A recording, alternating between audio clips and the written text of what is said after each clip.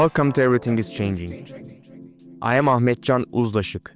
Perspective is everything, and everything is changing. Every year, around 11 billion tons of goods travel by sea, carrying nearly 90% of global trade. But one of shipping's biggest inefficiencies often begins just before ships reach port, when vessels spend hours or even days waiting at anchor for a berth to become available. Those delays waste fuel, increase emissions, and create congestion both at sea and in ports. Today, we're exploring how digital technologies and real time data could change that. The mission project is developing interoperable tools that allow ports, shipping companies, and service providers to coordinate vessel arrivals much more efficiently, aiming to cut fuel consumption during port arrivals by 10 to 20% while improving safety and reducing emissions. Joining me are Julia Pahl, Associate Professor at the University of Southern Denmark, and José Giménez, Port Logistics Director at Fundación Valencia Port. Welcome to Everything is Changing. Thank you. Thanks a lot. It's good to have you both here. So I would like to start with a simple question because not all of us are working in the shipping industry. What exactly is a port call? And why is it much more complex than simply a ship arriving at a dock? Let's start with you, Jose. Okay, well, you have defined it well. A port call is just what you have said, is the process of a ship arriving to a port and getting berth in a terminal berth and then having itself operated by the port resources, the cranes and the stevedores. But within this apparently simple process, there are a lot of actors making it possible.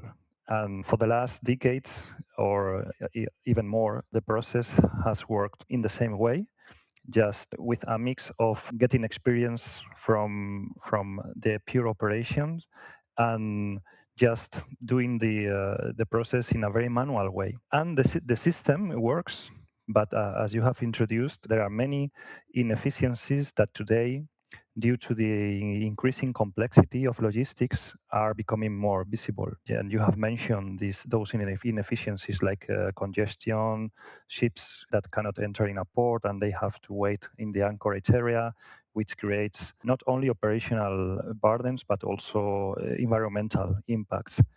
So just in a nutshell is what you have said, is a ship coming into the port and leaving the port, but we need to understand that there are a lot of companies and organizations involved, and the real challenge is to coordinate them in the most efficient way. Jose, you mentioned the inefficiencies. Now, Julia, I would like to ask you, why has these inefficiencies persisted for so long? I mean, we have been using shipping as a way of travel for hundreds of years. Why are ports still largely operating, for example, on a first come, first served basis in 2026? It doesn't make any sense. Now you're touching upon two different things. One thing is let's call them inefficiencies that happen in the port call process. I wouldn't call it like that. I mean, we have, as you have mentioned, we have shipping and ships going in and out of ports for hundreds of years. The thing that has changed is the capabilities of information systems, I would say. So we can transport and the information in digital forms, and that is what needs to catch up. And industries are not at the same pace of introducing new information systems. It also has to do with trust of different parties. And here in the port call process, as José has mentioned, we have so many different stakeholders that need to work together and to collaborate to make this port call process as smooth as possible. So I would say the new capabilities of information systems and digitization is what is new to the shipping industry. And of course, shipping has been source of not too much trust in between the different parties. So, exchanging information that can be critical to business models is something that might be different to other industries who are faster in adopting information systems. So I would say this is what is new. We could, and that is also what we are aiming at, eliminate inefficiencies or make things and processes even more fast in exchanging informations in a structured way. And that is what is new.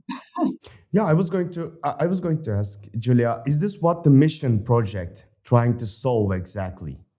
Yes. In a nutshell, I would say we aim at, and we will succeed, not only trying, in providing this structured way of exchanging most important information to all the stakeholders so that they can align their processes, that they can plan with it, they can realign if things happen, like weather phenomena, where new information is available in a more efficient and structured way. So that is what we are trying to do, including, of course, providing also artificial intelligence for prediction of things that might happen because of something unforeseen comes in the way. Jose, when we talk about decarbonizing shipping, I feel like the conversation usually focuses on hydrogen, ammonia, or methanol. Do you think we talk enough about data, coordination, and timing? Yeah, well, I think these are two dimensions of the potential of decarbonization. You have mentioned new fuels, low carbon or zero carbon emission fuels, but those are in a state at this moment that it's not clear the financial feasibility if we think about deploying in a larger scale in finding solutions for the entire sector worldwide. If you think that there are around 100,000 vessels classified under the SOLAS Convention, which means that these are the main commercial vessels operating in the world, it's not clear if these fuels could be available for everyone. But what we think is much more achievable is to change the way we operate with those vessels. And then it comes the data dimension that I was introducing. And here we think that working in making data important in the process and in the operations and the way we structure those processes and the way we involve actors is much more near in time, and the benefits can be more visible in short term. And that's the opportunity that we are looking for and that we are developing under initiatives like Mission, is to make these, let's say, low hanging fruits possible and enabling actors to create a positive impact in ports and in the relation with shipping lines and decreasing emissions thanks to these new tools that are now more available than maybe just 10 years ago. So we are in a moment where, as Julia was saying, like AI potential and other emerging technologies like digital twins and other type of data exchange ways can produce a relevant, tangible impact in terms of decreasing emissions. And you don't need low carbon fuels to do that. You can do it now with the current vessels and the current system today. So this is the opportunity that I think we have ahead with data leverage. So we will get back on the AI topic. I think it's very important. But Julia, could you walk us through what really happens from the moment a vessel leaves its previous port until it reaches its berth? What decisions are currently made manually? How does Mission change that process?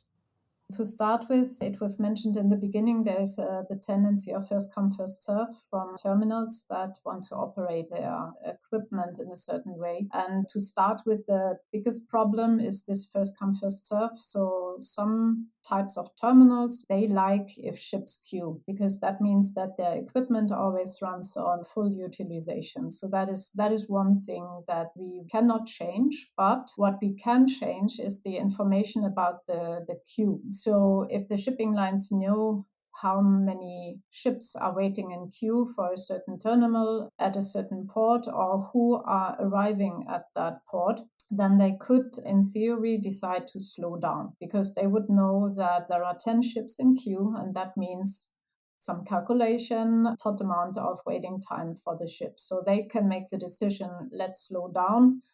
If, and now it becomes complicating, if the position in the queue would still be assured, let's say, because that is another thing. You don't know what happens, and you don't want to miss your number in the queue. It's called virtual arrival, and people have been working on, and associations have been working on trying to realize this contractual thing that ships would be virtually arrived and slow down, not waiting physically in front of the port area, but arriving, slowing down, and saving fuel emissions, so that still they would arrive just in time and still have this position in the queue while others might be physically already there. That is what we are trying to do. Or what would be the physical effect of our system? So what we are aiming at is transporting the information about the most important timestamps so that it's visible to everyone and they could replan. So what you asked, what happens from a ship departing at a certain port and going to another port? What we are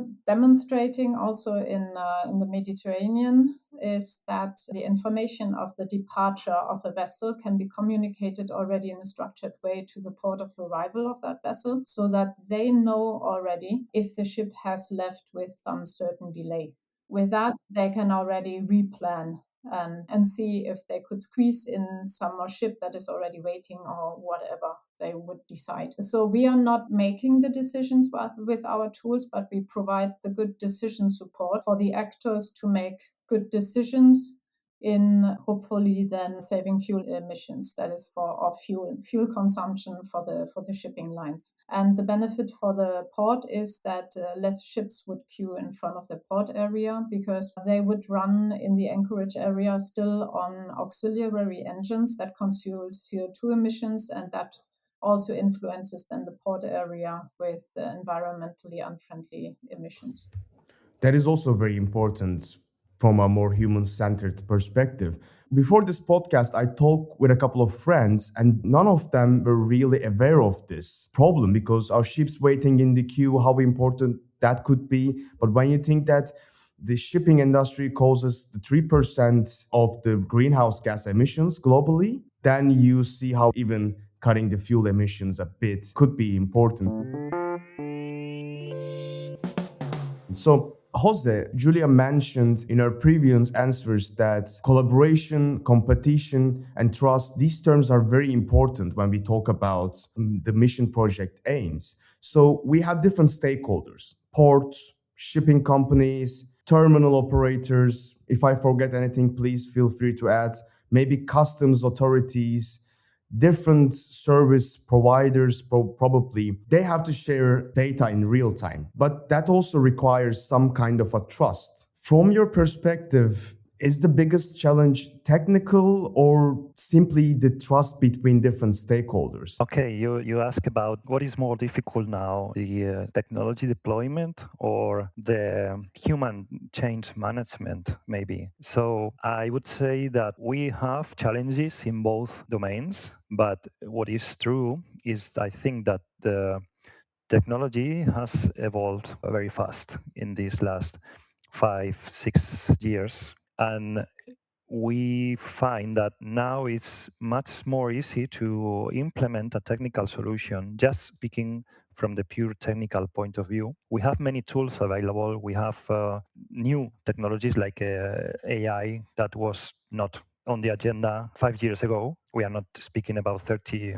or 50 years ago. We are just talking about a few years. So we see that the real challenge is maybe on the culture and human behavior dimension at this moment, because the coordination implies it's not a problem of coordinating physical assets, it's a problem of coordinating people with different culture models, corporate culture models. And the way of doing things for years and years is a strong barrier. It's difficult to, let's say, to change or to influence. So there are a lot of aspects that we would need to tackle in this part in the aspect of how to increase the level of trust between the people behind the systems, how to convince them that this new model of operation, linking more closely ships and ports, enabling things that don't exist today, for example, digital bilateral communication between a ship and a control tower in a port, that is the way forward. So this is, I would say, if you make me choose between technology or human, I would say today the real challenge is the human barrier. Julia, you touched upon how these changing, let's say, traditions could have impact in terms of air quality, public health, and maybe even safer working conditions for port workers. Do we have any results? Do we see a change in the quality of air or in the working conditions of the port workers? Or is it too early to tell? It's too early. Okay. We are in the last year of the project, and our demonstrations are prepared right now to be run throughout the summer until the end of this year. So we don't have results yet, but we are ready and in the start line with the demonstrators to measure and evaluate. Yeah, Mission is currently demonstrating its technology across different ports. Which one would you say has been the most successful one so far? Or would it be too wrong to say this? I'm just asking the most wrong questions. No, it's not there are no wrong questions, but there is no competition within the project about that. We are all collaborating together and sharing the lessons learned. But it would be unfair because now we have prepared all the demonstrators and we are ready to use our new platform and all the different services. So we haven't been starting to demonstrate yet what can be achieved. So there is no one that is in the lead. We don't have a list like that at the moment. We have ports that are differently prepared in terms of digitization to the different services that we include. So we have different kinds of maturity levels within our stakeholders in the project, but we will also demonstrate that this is not an obstacle to achieve just-in-time port call optimization. So I would say everybody is at the right place at the right time, and we will hopefully see at the end of this year that it can be demonstrated, although some are not at the same maturity level than others. Before going back to José, I feel like I owe you a constructive question. Let's say we meet again in 10 years from now on. How do you want to see the European ports? What would a fully digital, interoperable European port look like? Will AI be making all the operational decisions? Will ships effectively book appointments before arriving? And what role do you see Mission playing in the future? Wow. 10 years. 10 years, yeah. I mean, José has already mentioned how exponential the learning curve and the implementation of AI and information systems has been. So 10 years, now I can just fantasize. I mean, it would be fine to see that ships can automatically, once they depart from the port, that they are automatically registered and estimated with some certain speed and taken into account weather phenomena on the route, that then the information can be automatically predicted when the ship would arrive at the port area, matched with the information when the berth and everything would be available for the ship, so that the information gets automatically back to the information system of the ship, that it can slow down because it is number 3 in line and it would have some half day of waiting time, so it can spend the time of sailing slower if everything with regulations for the crew, work and rest hours is permitted in that way. Then, of course, the ship automatically going into having the handshake with the pilots. That might still be a physical work from experienced pilots boarding. Who knows? Maybe the ship is allowed to go in alone. I don't know. But then berthing automatically, and everything is registered with the different timestamps in a platform. Yeah, that could be the future, and the ship just slides in a just-in-time manner, and the equipment comes automatically, and the ship is unloaded. That would be the big fantasy. I think now I touched upon automation and automatization a lot. I think there are still a lot of things in the way that needs to be clarified, justified, and regulated, also with aspects of safety, if there are still humans on board, and if not, cybersecurity things that may apply. So in 10 years, let's see if we have the first autonomous shipping container ships and cargo ships that go on berth alone and be unloaded and loaded without human interference. I hope, and I'm certain there are humans in front of a lot of screens that will see if everything goes as planned and there are no unforeseen events coming in the middle. But in 10 years, who knows? That could be the vision. So a pod is a huge digital twin with everything going automized and the human enjoying the cargo. Let's see. I hope these things will come true and become a reality. But if not, in 10 years, hopefully I will be working in Deutsche Welle and you will see yourself in a big headline saying, Julia Pahl predicted this, but here's what happened.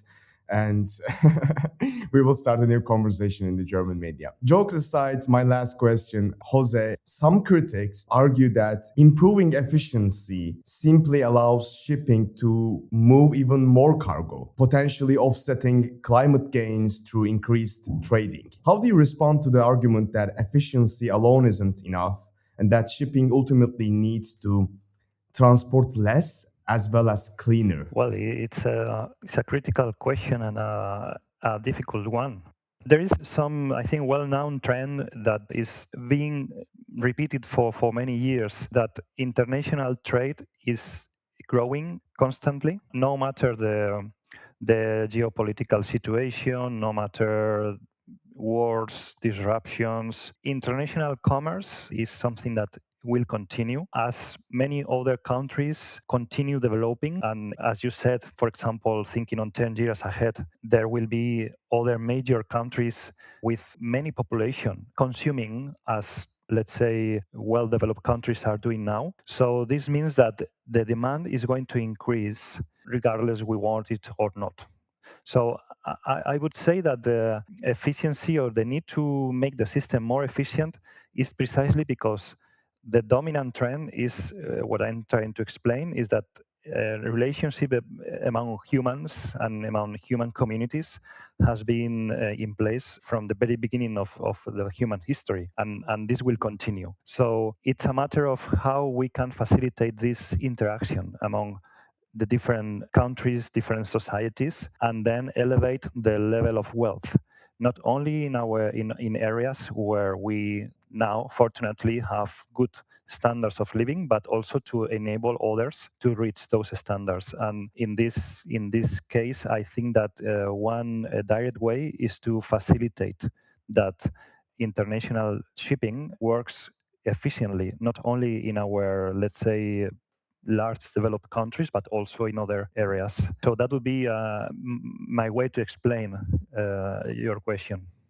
Julia, would you like to add anything? Yeah, I was thinking a little bit the same. I think efficiency gains would have as an effect is that they influence the cost structure of transport. So if we assume that a product has the same price and you can work more on the costs because things are more efficient, then the margin would become bigger. And if you lower the price, then things get more cheap. So I hope nobody would now slap me for this, but I think what would happen or could happen is that products from more far away become more affordable for others. I agree with what José said on the efficiency gains. Well, we'll see people's replies in the comment section after this interview. Well, in any way, it was a great interview. Julia Pahl and José Giménez, thank you for joining Everything is Changing. Thanks a lot for having us. A pleasure.